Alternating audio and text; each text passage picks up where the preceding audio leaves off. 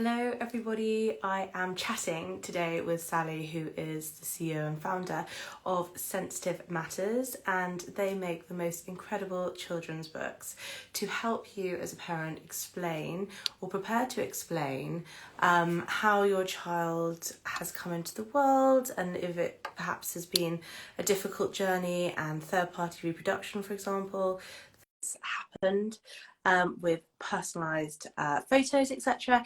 And we're going to talk about alternative routes to building a family. Good afternoon. Hi, Sally. How are you? Hi, Eloise. How are you doing? Very well, thank you. I've given you a brief introduction, but for anyone new, please could you just say a little bit about what you do? And I know we're going to talk about the ways that people can build their family and how they can be not necessarily a traditional way of family building, and the things that are out there to support people who are doing so. So, Sensitive Matters produces customizable books for talking to children about their origins. And we do books for children born via egg or sperm donation or via surrogacy or standard IVF. But we also do books for children born or children who've been adopted or who are fostered.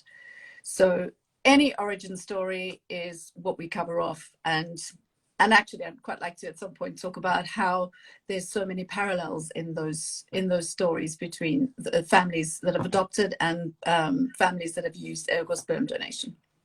Yes, exactly. So you had a difficult route to parenthood, didn't you? Would you mind just telling people how you had your son and how this inspired what you're doing now and what you've learned from it? And I can share a bit of my experience as well.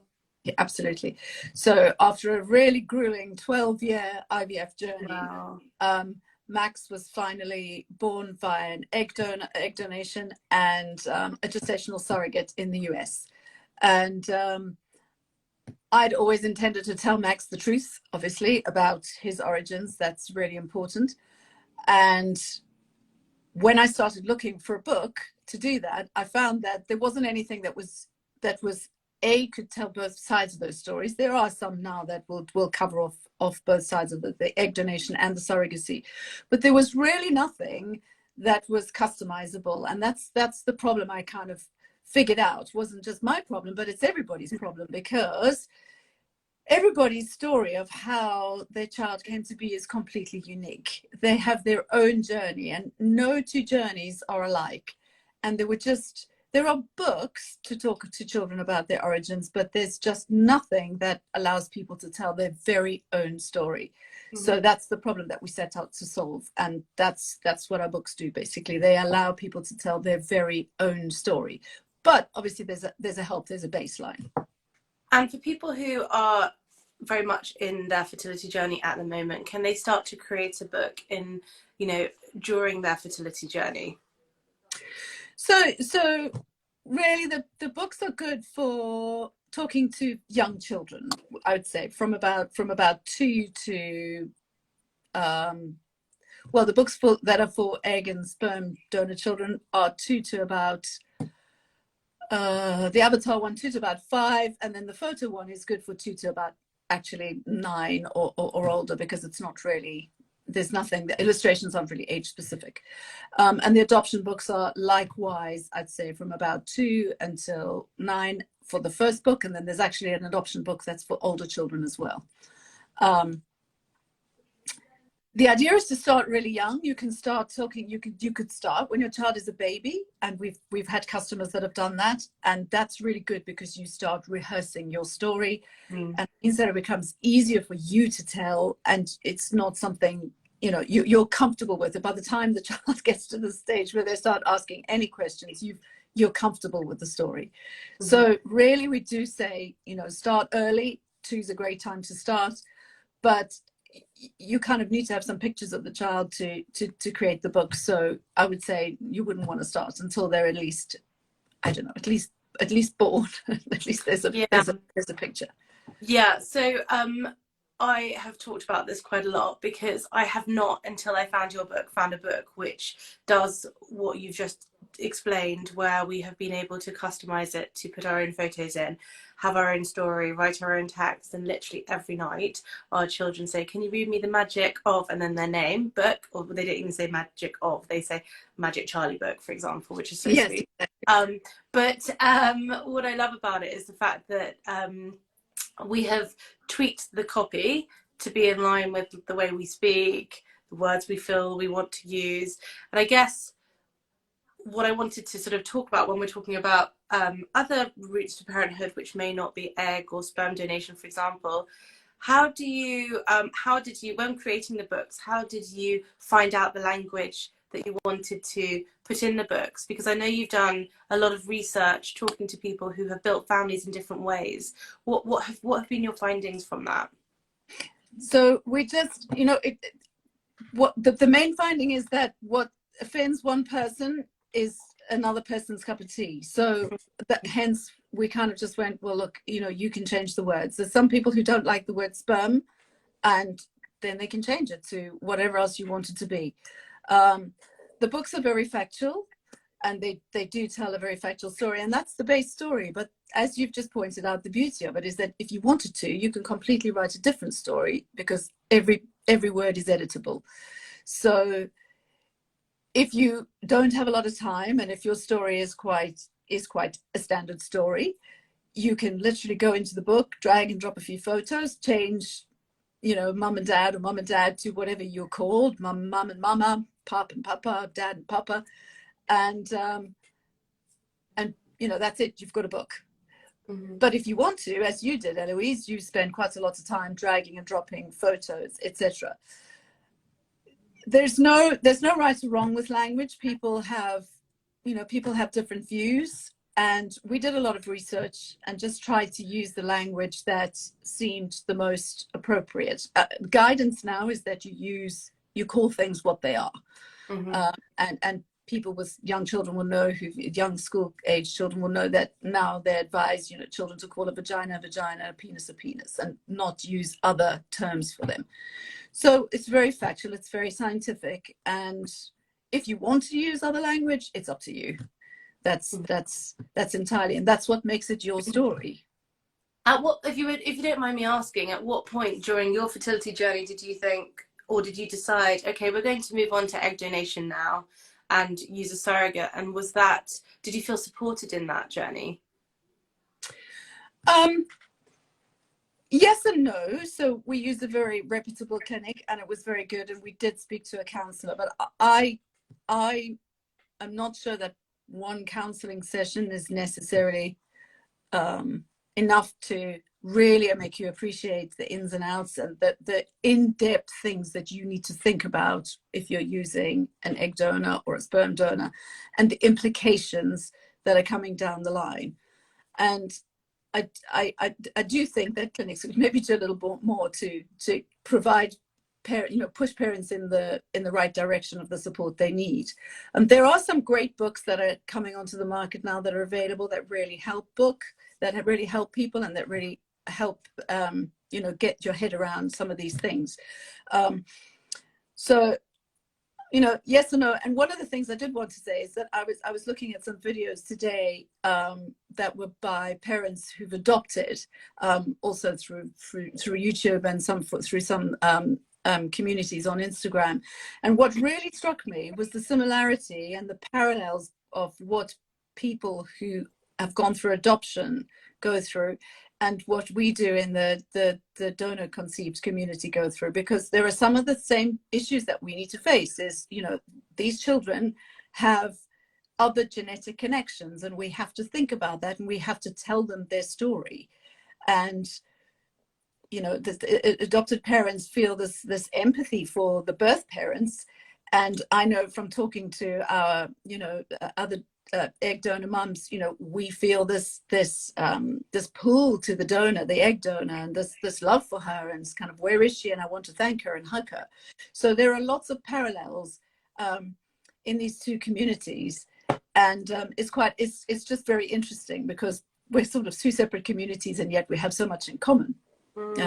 Absolutely. And also about talking to your child about it, You know, we've talked or heard a lot from the donor conceived adults community, which is fantastic to hear their thoughts and experiences about how finding out later on in life or by surprise can be very, very challenging and difficult. And I presume it's exactly the same with adoption as well, and sort of feeling as though you've been living a different life to what, you know, you would have liked to have known throughout you know, something that you weren't sat down and told. It's always been something you've known. And in fact, remember that the guidance that we now have for donor conceived children has come out of studies on adopted children, that we know that actually they fare much better when they've known the truth, and they've known from very early on. So there's a lot to learn from the adoption world, and in all cases, children really need to know the truth about their genetic families. That's the key. That's the key thing. I think also going back to like support and things like that, I didn't get much support, and we were sort of thrust into making decisions quite quickly. We don't regret any decision we made at all, but we didn't have much emotional support. And I feel like now parenting donor conceived children, I'm starting to appreciate some of the things that we're going to be facing forever in terms of conversations that are happening and how the conversations change with time. So we were reading The Magic of You book with our eldest daughter, or I was, a couple of nights ago. And by the way, for anyone who's joined and wants to learn more about The Magic of You books, Sally is kindly giving away 3 copies. So if you head to our link in bio, you can find out more. That's until tomorrow. So please do check it out and enter. They are absolutely fabulous books. Anyway, we were reading our eldest daughter the book a couple of nights ago, and she started asking questions that she's never asked before and trying to piece it together, saying, so if they were there and I was here and then I'm half of them, and then talking about her siblings and saying, does that mean that we share all of each other, and starting to sort of work out what that means. Oh, and wow. Then my husband came into the room and she said something along the lines of, you know, I don't share anything of yours. And he wasn't expecting that. So he had to sort of take a breath and kind of work out what to say next. But we're learning as we go, and things like your books guide so well in starting those conversations, so you can get used to it yourself, but also the child feels comfortable talking about it and asking questions. And one of the things I do say all the time to them is, if you ever have any questions, please ask me, please ask us. Don't feel like you can't talk about it. Yes, and you're so right. That's critical, and we know that from our donor conceived adult friends, is that, you know, you've got to stay open. You can't make them responsible for our emotions. They cannot be responsible for our emotions. And a lot of the donor conceived adults have talked about the fact that they felt unable to ask because they didn't want to hurt their parents' feelings, because they knew that they'd gone through so much to get them. But we've really got to avoid that. We've got to just be brave and take that moment of, okay, you know, let's talk about this. And of course, I think it maybe helps to pre-think of some of these challenging statements or questions that are going to come up, so that you've almost got a prepared response. So, you know, my one that I'm dreading is, you're not my real mother, but I'm expecting that to come at a teenage year when you know, out of anger. But then, do you know what? My husband felt the same, but I said to him, I'm sure our children will, or my, you know, will say to me, for example, I wish you weren't my mother. So I think that every parent gets that. And I also think that I'd love to hear a bit more about the surrogacy side of your journey, because we talk a lot about donation, egg donation, sperm donation. How was it having egg donation and surrogacy, and how have you kind of translated that into the books that you've created? So the actually, bizarrely, I would have thought that the surrogacy bit would have been a big deal for me, but it wasn't, because it was only 9 months, and whereas the DNA is forever. Yeah, we had an amazing gestational surrogate who did an absolutely superb job, and you know, people like her are just gems in this world, you know. We had a very close relationship.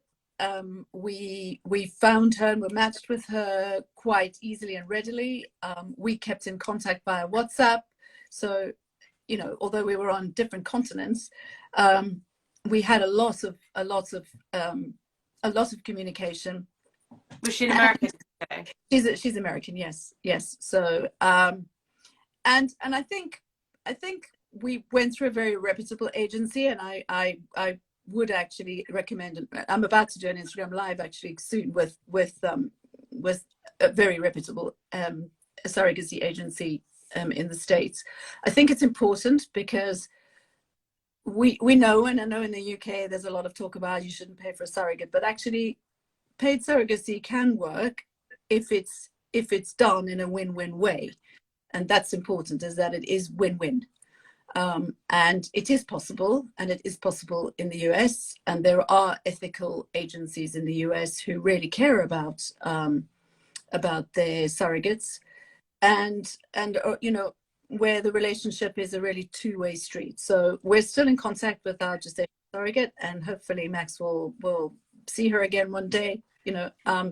But you know, it was for us a good journey and an easy journey, and it was a pleasure to work with her. She was really truly amazing.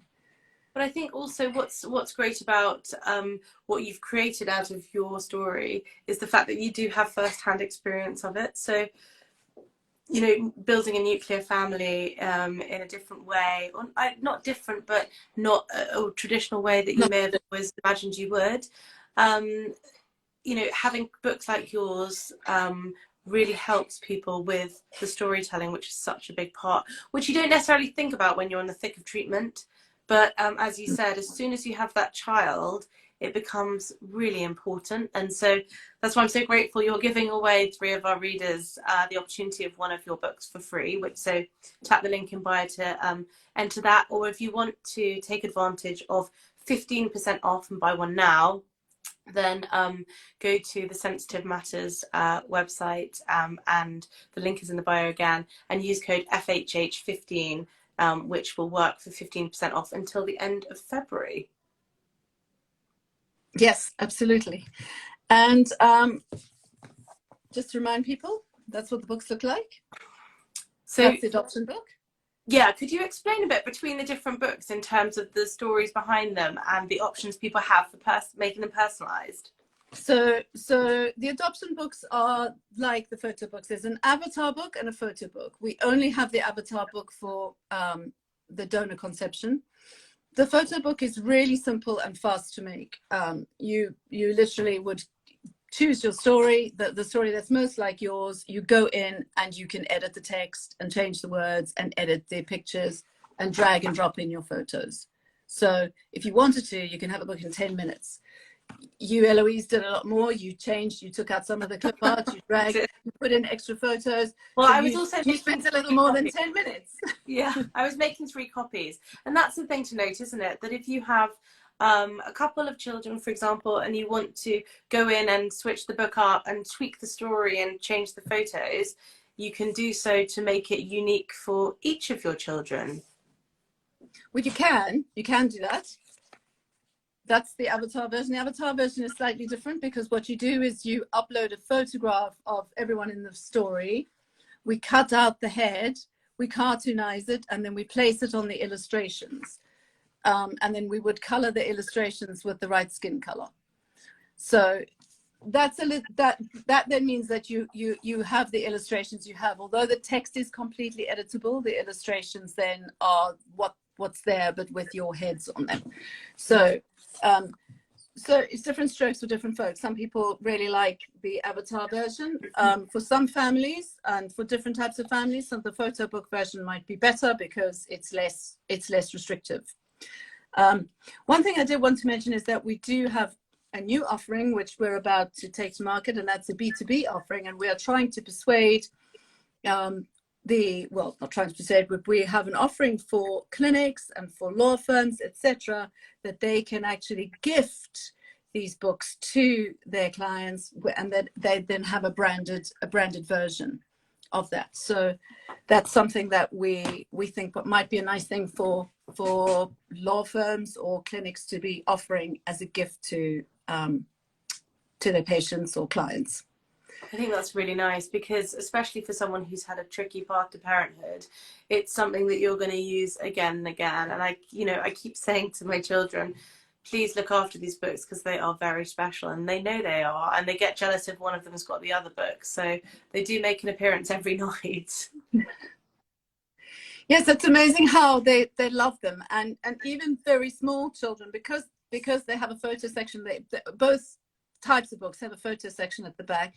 When the kids see photos of themselves, the book is theirs, because they love to look at photos of themselves, even when they're really tiny. They're fascinated by that. So it does make it very much theirs, and it does make it a lot easier to start the telling. And of course, it is only the start to the telling, as you pointed out, Eloise, because the conversations are going to get slightly harder and the questions will become more probing. But that's what we're doing. We're starting the journey, and we know, you and I, that we've got a lifetime of this to come. And there's all sorts of questions that are going to come up in the future, but at least we've laid the foundation, and we've laid the foundation for openness, and that's a really key thing. Absolutely. Thank you so much for the work you do in the community. And I think that what's great also about what you put into the books, again, go to the link in bio if you'd like to enter to win one, because this is running till tomorrow, or you can buy one with code FHH15 until the end of February, is the fact that you can use these books. You can think about these books whilst you're pregnant. You could do it at whatever stage of the journey you like. As you said, I mean, I created them because I only found out about them, what was it, 2 months ago? And I actually wish I'd had them a bit earlier, but they're still super useful now, even as the children continue to grow. Yes, and we have had mothers that have made them for very tiny babies, and certainly the photo books work for that, because it's your photos, so it's easy to make at a very young age. Mm-hmm, absolutely. Well, thank you so much for joining us today. And sorry, what I was going to also say was that the research that you do in the community to feed into how you put the books together, and feedback from people who have built families in different ways, but not only that, people who have been born through a different or an alternative route to parenthood, really helps shape the knowledge of what should be going into these books and what people want. So I think that's wonderful. Well, it's important to talk to those who've walked the path before, and hear the voices of the donor conceived and adopted adults, and hear what they have to say, and learn from them, because those are what our children are going to be one day. So, One question I did have after our last live from somebody was, would you suggest, she asked me, would you suggest putting an image of your donor in the book? And we have, as a child, and she said, well, is that confusing for the children that they're a child? So I don't know whether there's a right or wrong answer to that. There isn't really. It's whatever you feel comfortable with. I guess we wanted to include a picture because we were being open about all of it anyway, and we had a picture to hand, so we felt it would just help tell the narrative. So when I get to that page and I see him as a child, I do say, he's an adult now, but this was when he was little. This was when he was sort of, your age. And you just said it, there is no right or wrong. So it depends on what you're comfortable with. I wouldn't, because I wouldn't feel comfortable with, because I only have pictures of our donor as a child too. And I think that might be confusing, but and because I'm uncomfortable with that, I think that would come through. But I think that's the key, is what you're comfortable with, and what you're comfortable with talking about and explaining is fine. Your children are used to you, and they're used to the way you explain things. So I think that's whatever you feel comfortable with is right for you. I think what also fascinates me is that they get excited or interested seeing pictures that I've put in there of our specialist, who they've met actually a few times, but also the hospital. Where's that? We put in pictures of our trip because we went abroad to the States like you did. And it helps piece it together, and the people that came out with us during that time. And so they'll say, oh, there's grandpa or whoever. And so it's their neat little, close-knit group of people that they love, and so that really helps explain it to them. Yeah, I think that's exactly right, and it makes their story whole. Absolutely. They didn't just appear. Exactly. There was the story of how they appeared. So I think that's great. I think that makes sense. Well, hopefully there's people who've been inspired to go and have a look and make a book. Absolutely. As I said, you can use the code FHH15 for 15% off with the link in bio, or you can enter to win one with the giveaway, which ends tomorrow. So thank you everyone for joining, and yeah, we will speak to you soon. Thank you very much, Sally. It was great to talk to you again, Eloise. I look forward to the next live. Definitely. Bye bye, everyone. Bye bye. Thank you. Bye-bye.